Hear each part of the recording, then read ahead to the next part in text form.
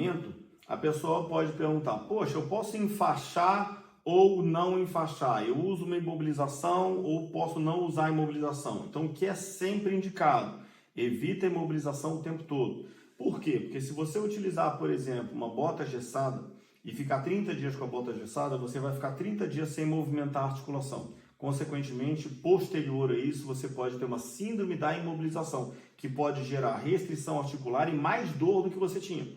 Ah, mas ao mesmo tempo eu preciso trabalhar, o meu pé está torcendo o tempo todo, então eu preciso gerar uma estabilidade que eu ainda não tenho. Então a gente pode gerar essa estabilidade com enfaixamento. Como realizar a técnica de enfaixamento? Então, se eu vou pensar que esse meu paciente teve uma entorse, pode soltar aí, teve uma entorse por inversão, a gente vai ter que enfaixar ele pensando nesse sentido. Então, o que é determinante aqui? O sentido da faixa. Qual é o grande erro que eu vejo as pessoas fazendo? A pessoa vai enfaixar e ela vai enrolando o pé como se ela estivesse enrolando pão. Tá? Então, se eu estou pensando então que eu tenho que enfaixar em eversão, por quê? Porque a lesão dele é em inversão. E agora, se eu quero enfaixar, eu quero que essa faixa, então, substitua o meu ligamento talofibular anterior. Então, eu vou ter que colocar ele em posição de dorse com eversão e eu vou ter que manter ele aqui. Então, olha como é o enfaixamento. A gente vai enfaixar, sempre segura nessa parte aqui para a gente poder puxar e tracionar. Então, a gente vai colocar aqui, ó, passo a primeira volta só para prender. Depois que eu prendi aqui, o que eu vou fazer? Ó, o pé vai ficar aqui e a gente vai fazer um enfaixamento em 8. Então, ele vem daqui para cá. Puxa o pé e deixa aqui. Isso, deixa nessa posição. E aí ele vai vindo aqui, ó, enfaixamento em 8. Daqui, jogando para lá, no mesmo sentido. Enfaixamento em 8. Ó. Depois, mesmo sentido, enfaixamento em 8. E aí a gente vai mantendo ele aqui. Desço, enfaixando em 8. Tá? Posso pegar mais essa região anterior, ó. E o que eu estou fazendo? Estou puxando essa região anterior para cá. Sempre mantendo ele em dorse. A partir do momento que eu fiz isso aqui, que eu já estabilizei, aí eu venho com a outra faixa, então, só para dar sustentação. Começo com a outra faixa aqui, então, que vai ser a faixa final, que vai fazer o acabamento do meu enfaixamento.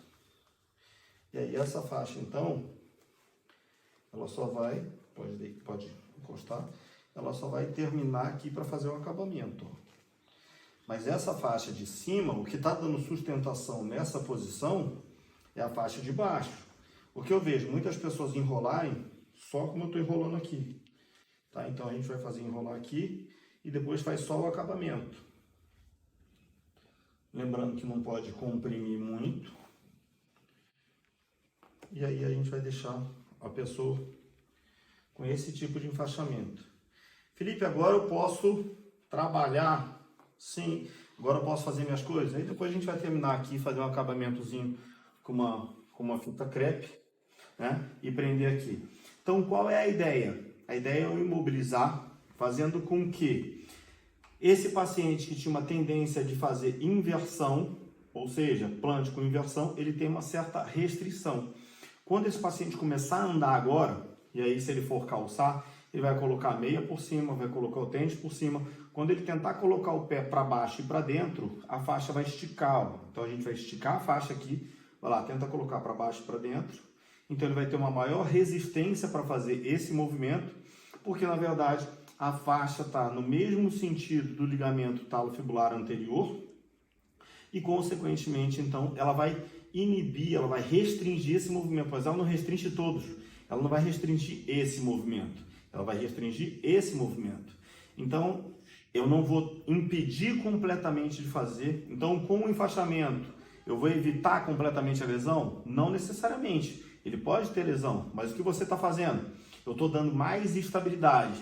Só que a faixa vai ser utilizada quando? No dia a dia. Então, se eu preciso trabalhar, se eu preciso andar para cima e para baixo, se eu não posso ficar parado, a gente utiliza a faixa. Chegou em casa, tira a faixa. Tá? Chega em casa, tira a faixa. Se tiver com edema, gelo, compressão e elevação. Aí a gente vai fazer o protocolo Price, né, de gelo, compressão e elevação, e depois a gente vai continuar tratando. Pode ser também com essa faixa aqui, tá? Que é uma faixa elástica, que a gente pode fazer o mesmo trabalho. A vantagem da faixa elástica, então, é que ela vai botar uma compressão, ó. Se eu fizer aqui com a faixa elástica, posso dar uma volta e depois fazer a mesma coisa, mesma ideia, né? Depois a faixa elástica cruza aqui e passa por aqui, ó. Tá? Então, o que a faixa elástica vai estar fazendo? A mesma coisa da substituição do nosso ligamento, ó. Então, vou puxando aqui e jogando para lá, ó. Então, a ideia é reposicionar esse pé aqui para toda vez que ele tenta fazer uma inversão, pé para baixo e para dentro, ó. Ele estica essa faixa, vai. Então, essa faixa aqui, ela gera uma certa restrição. Então, normalmente, primeiro, a gente trabalha com a faixa crepe. A faixa crepe, ela não permite, ela não tem elasticidade. Então, a tendência é, quando o paciente está com a faixa crepe, ele vai sentir o pé rígido. Depois que ele tira a faixa crepe e passa para a faixa elástica, ele tem uma certa maleabilidade, ou seja, o elástico ele permite um pouquinho, mas ele também substitui. Da faixa elástica, ele vai evoluir para quê? Para nada. Tira completamente o enfaixamento, tá? Porque a partir do princípio que eu já tenho um certo fortalecimento, que eu já trabalhei mais a musculatura, esse meu pé já é mais posicionado e, consequentemente, eu consigo trabalhar e o meu risco de lesão vai ser menor.